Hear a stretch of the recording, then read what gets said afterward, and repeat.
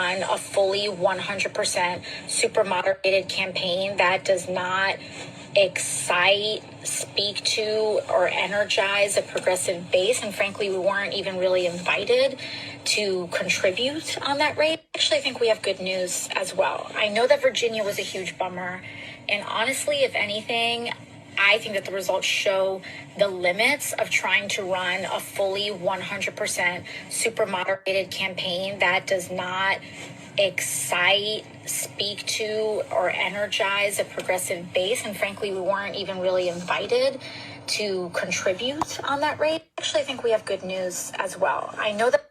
Okay, I use that as a basis for this vlog, and I want to emphasize I do not have a thing against Congressional Representative Alexandria Ocasio-Cortez out of New York at all.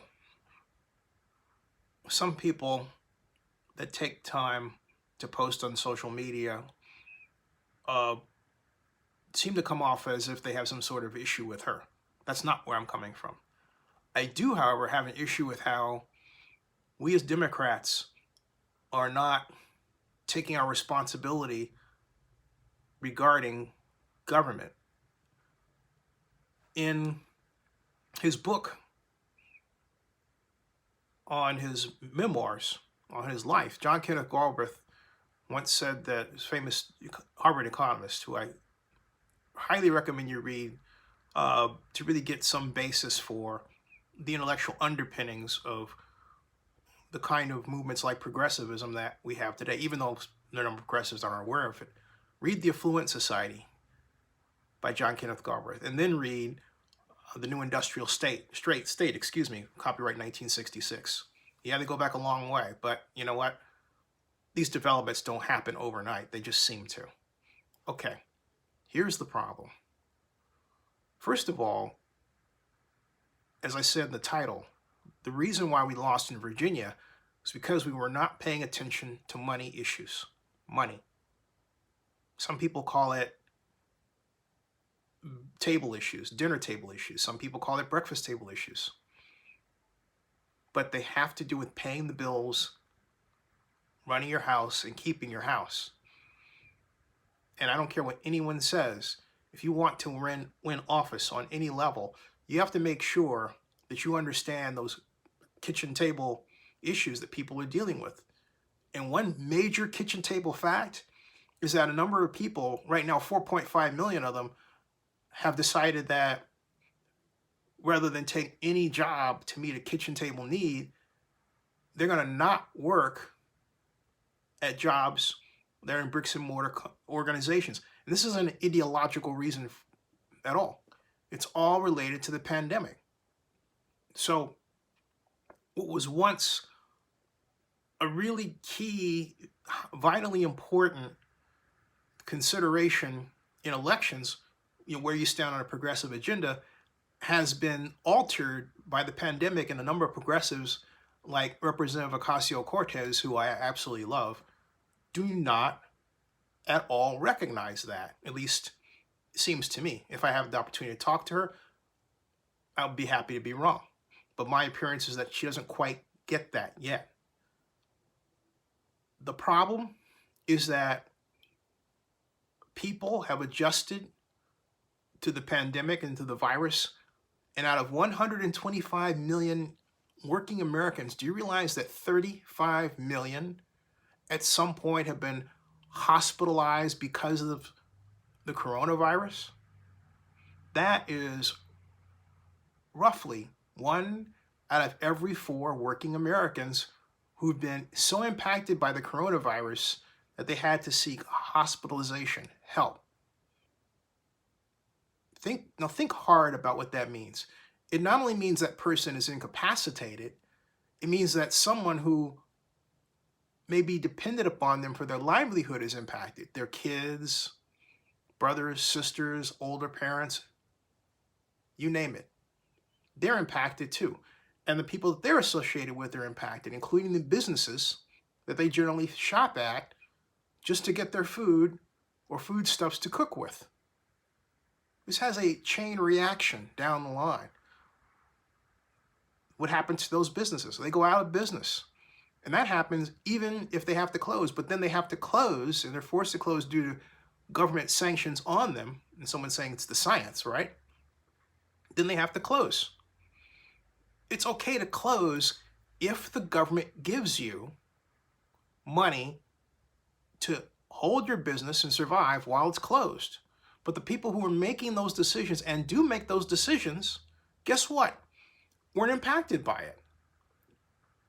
The elected officials that make the decisions are in Washington in particular are pulling in nice money, comparatively speaking, to the people that rely on them the most during this pandemic. Some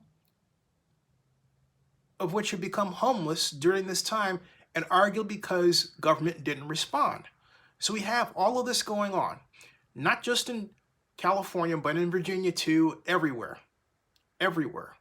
And yet, there's this tone-deaf noise about conservative policies or progressives. Newsflash to politicians. No one cares.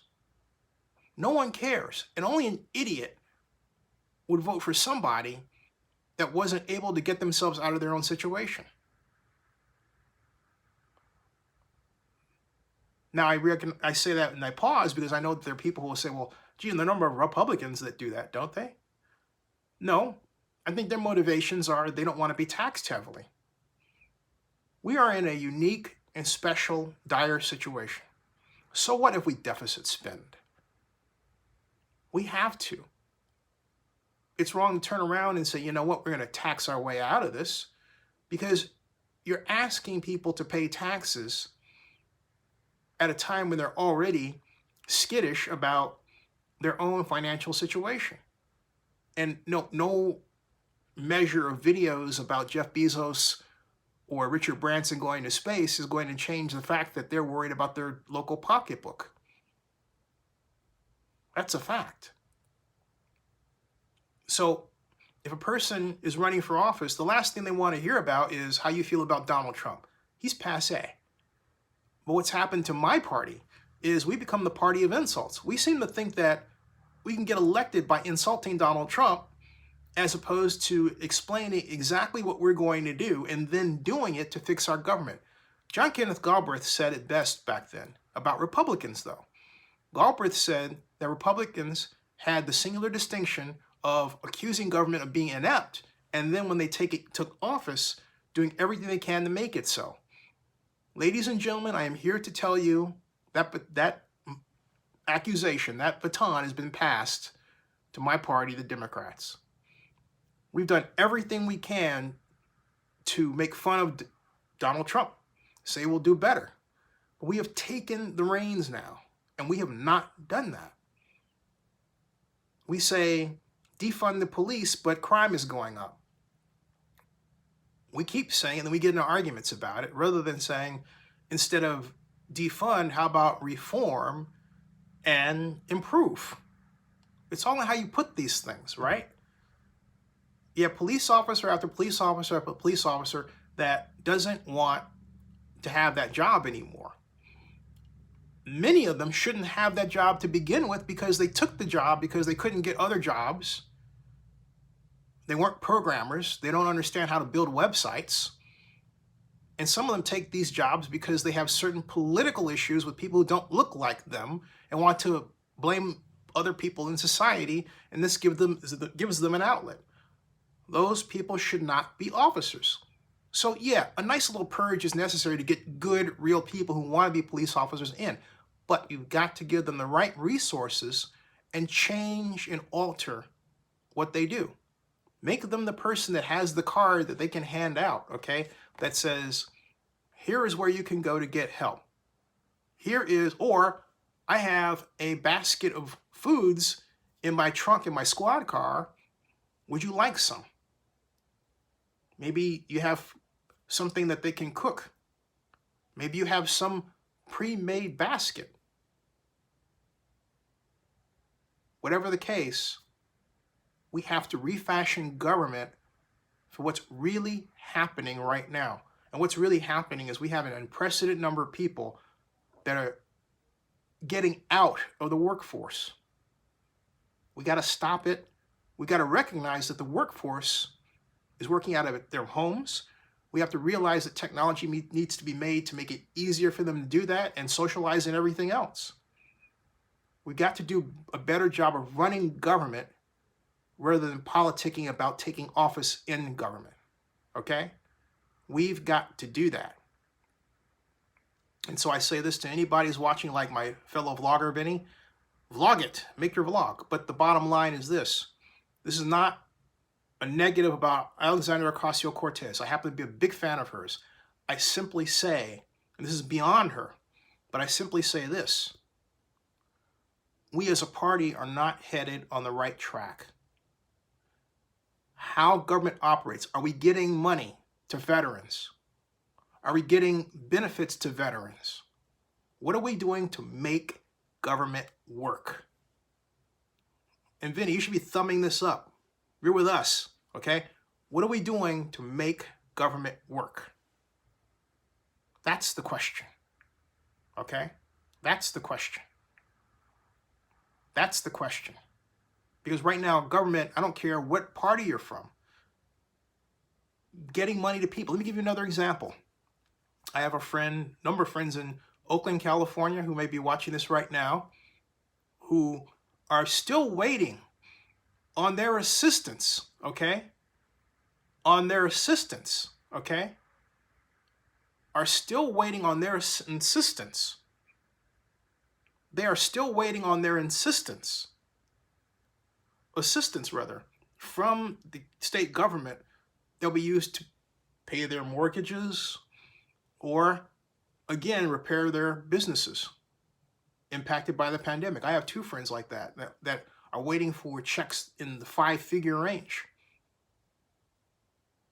That's true, not just in California, too. The Small Business Administration with the EIDL program has failed millions of people. I get stories about it all the time. Bank of America has played games with the payroll protection program. I have more testimonials you can read about on Oakland News Now right now, okay? Right now. So this is a matter of Democrat or Republican. I say Alexandria Ocasio-Cortez because, frankly speaking, AOC happens to be a trend right now. And I do trends. And I wanted to say this for some time. But I've seen this again and again and again. People have come to tell their stories to Zenny62 Media. Government is not doing its job of getting money, resources. As I said to someone 2 weeks ago, what is it? Why do you, an elected official, so why do you hate getting money to people? People need money. What's so hard about that? It's like they do everything but the thing that people really need. Think about that. All right, subscribe to Zenny62 and bookmark oaklandnewsnow.com, and that ends this broadcast.